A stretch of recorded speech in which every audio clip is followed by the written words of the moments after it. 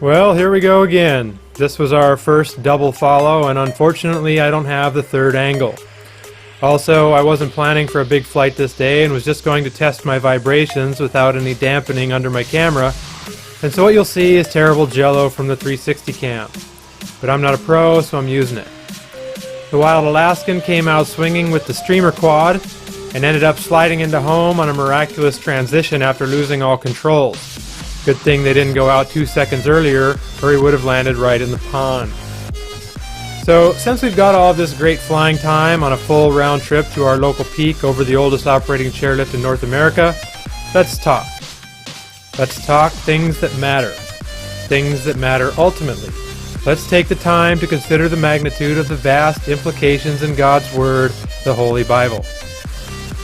While we enjoy floaty flying above scenic rural Alaska, let's give some serious consideration to issues that most people don't like to talk about.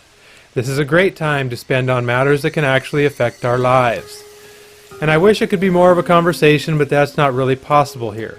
Maybe if I could do a live stream FPV flight, we could talk, but that's not happening. Anyway, I would ask where you stand on the Bible and God and why.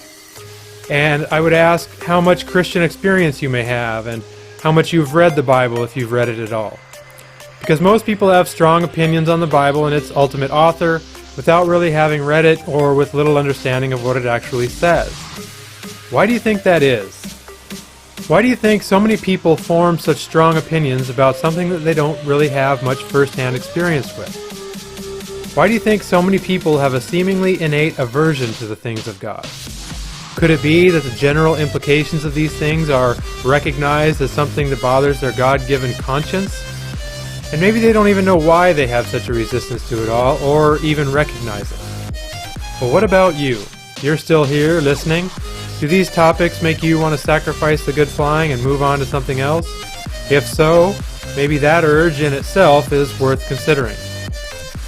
It's kind of like the question of why people would use Jesus Christ's name as a curse word to express disgust. There is no other prominent historical figure or religious leader whose name is invoked as a swear word. Not even wicked, vile mass murderers like Hitler have this dishonor. So why is that? Could it be that there is a spiritual issue involved with the things we say and the topics we may try to avoid?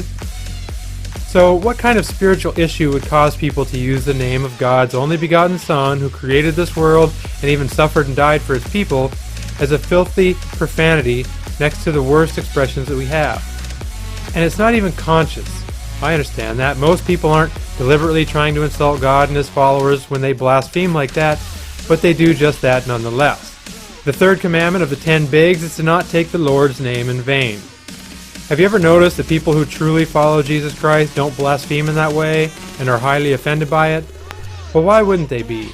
He's the Lord of life, the King of kings, who made a way for them to be redeemed to Jehovah and escape the flames of hell for eternity. You see, Jesus Christ, Yeshua the Messiah, is real to people who know Him and have experienced His truth. People who have turned to Him in sincerity and been born again through His death, resurrection, and the power of the Holy Spirit. The Bible refers to it as knowing God. So can you see how there's a distinct people who know God and give Him great respect, as opposed to a people who don't really think much of Him and throw His name around disrespectfully? I think this is a stark example of the difference between a secular life compared with a life conforming to God's kingdom standards.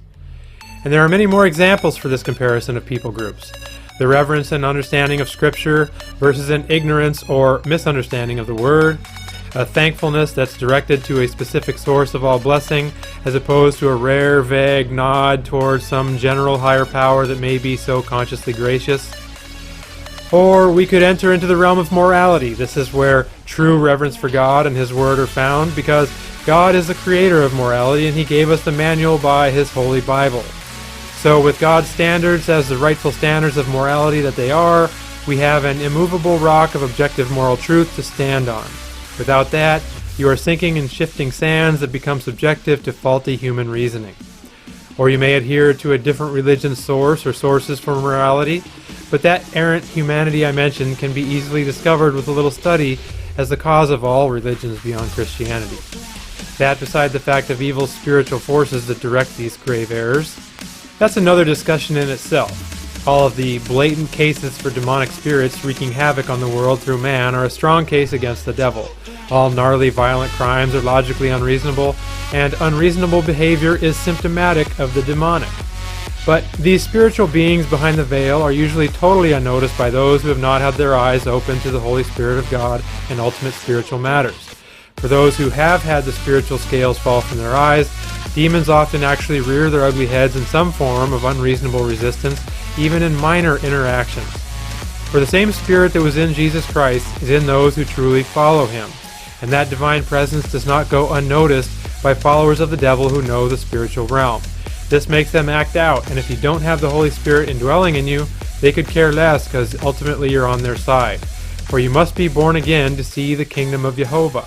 That means that you must be born again to actually see the difference in spirits and spiritual realities of the kingdom they are operating in here on earth now. So, for your sake and God's, repent and save yourself from a generation that doesn't know its spiritual state from a hole in the ground.